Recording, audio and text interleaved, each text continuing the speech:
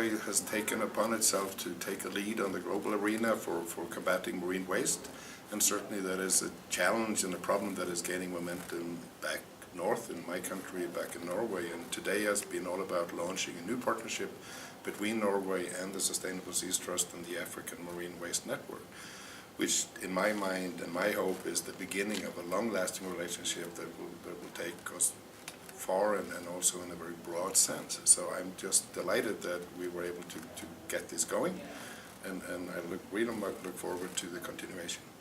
This for us is absolutely wonderful too, because it's a joining of the developed world and the developing world, and the differences in terms of the waste issues is enormous, and yet it's a common problem.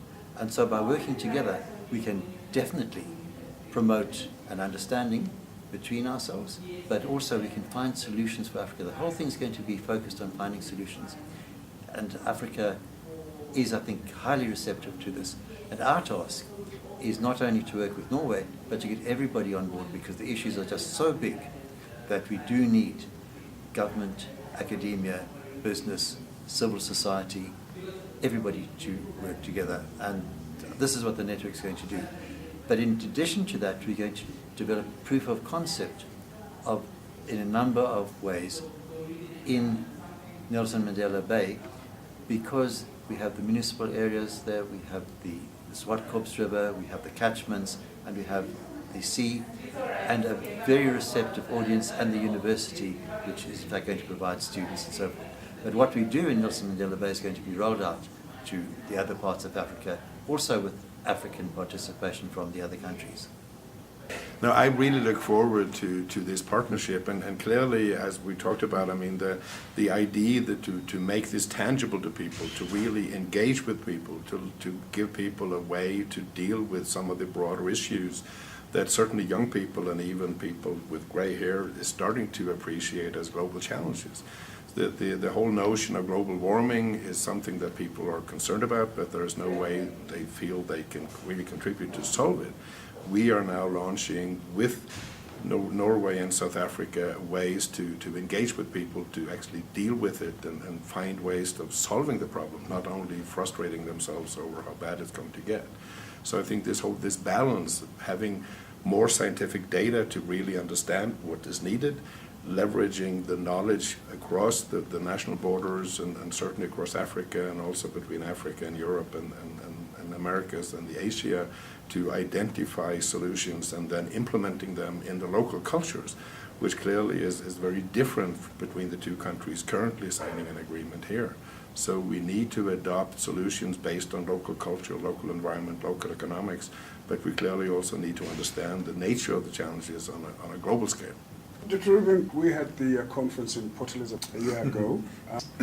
Obviously, I'm assuming that this is the momentum from that conference.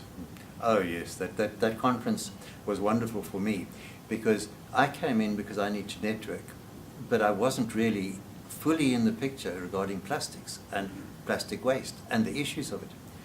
And other than taking children from schools and things out down to the beach to do cleanups and so forth, it wasn't really my field. So what we did at this conference was we had many of the best people in the world, the leaders in the world come, and we had the people in Africa, some of them also right to the top of the experts, and we had the ordinary people of Africa. And we said to them, where are we now in this discipline?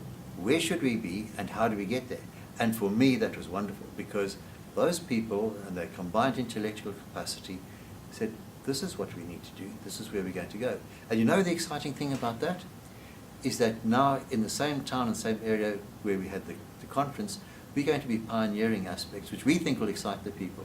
Just imagine the kids in the school coming out and working with us, knowing that what they do is going to be part of an international program doing proof of concept, and they may be contributing to the collection of data from satellites and from drones, and what they're doing on the ground in terms of their mobile apps that you've given them, or just collecting and keeping data. It's going to be part of something really good, and we think that will be an incentive and get them more interested in science and maths and this sort of thing too, because they'll be involved in modeling and analyzing the data. That'll be exciting. We also think that business will be excited to have this happening on their own doorstep.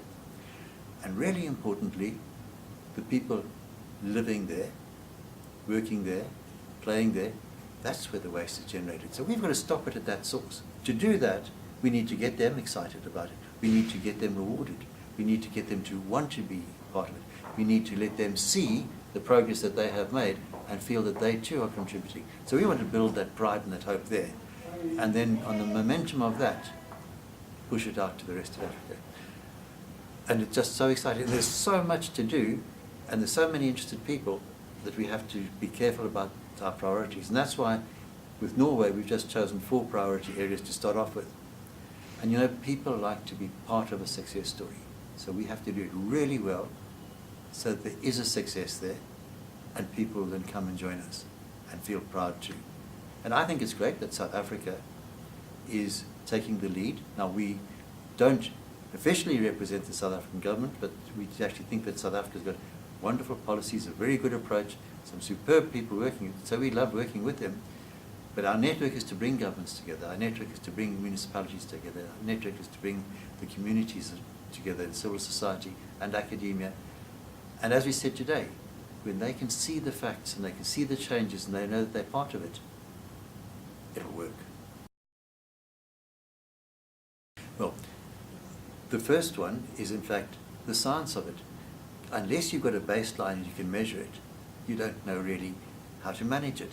And nowhere in Africa has any country got the data and the statistics to know how much waste there is, how much they're generating, how much is going into the sea. So we need to develop a way in which we can do that and then check to see how to build a strategy and then whether or not that strategy is working. And so we need a baseline, we need to implement activities, and we then need to measure, are we being successful? Now there we're bringing in satellites, we hope, we haven't got full funding for that yet, but drones we definitely are bringing in, apps for the kids, and also some countries are worried about drones, but you know aeroplanes are also very good. Aeroplanes with, and you can go and film them, aeroplanes with the right sort of photographic and photogrammatics and the GIS, they can do a tremendous amount of work.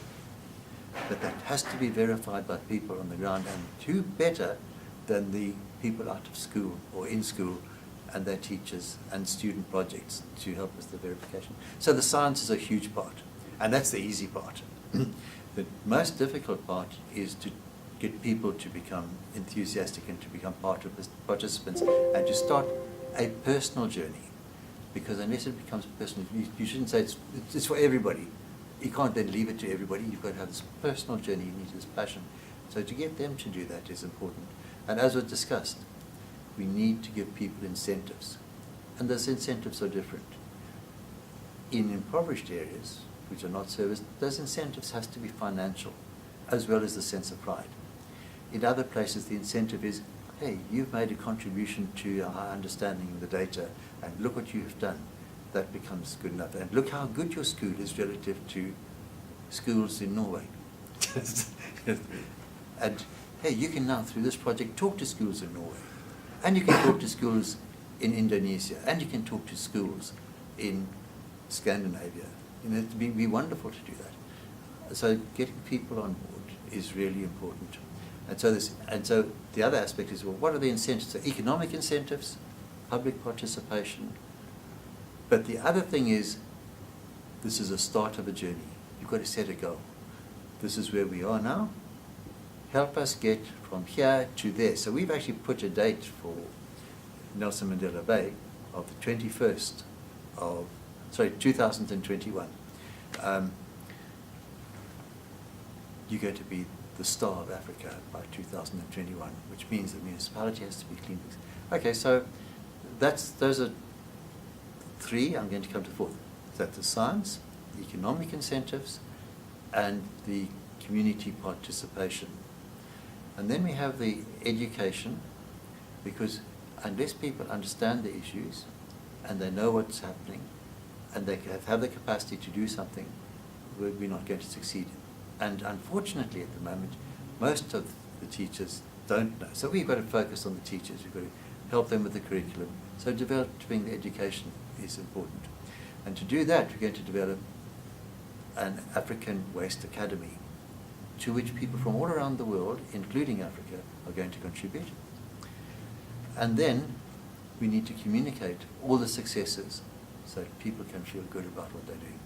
I mean, I'm delighted as a Science and Technology Councillor from Norway in South Africa to be part of it. And I landed here 2 years ago, and being able to leverage and take part of the long-lasting relationship between our two countries.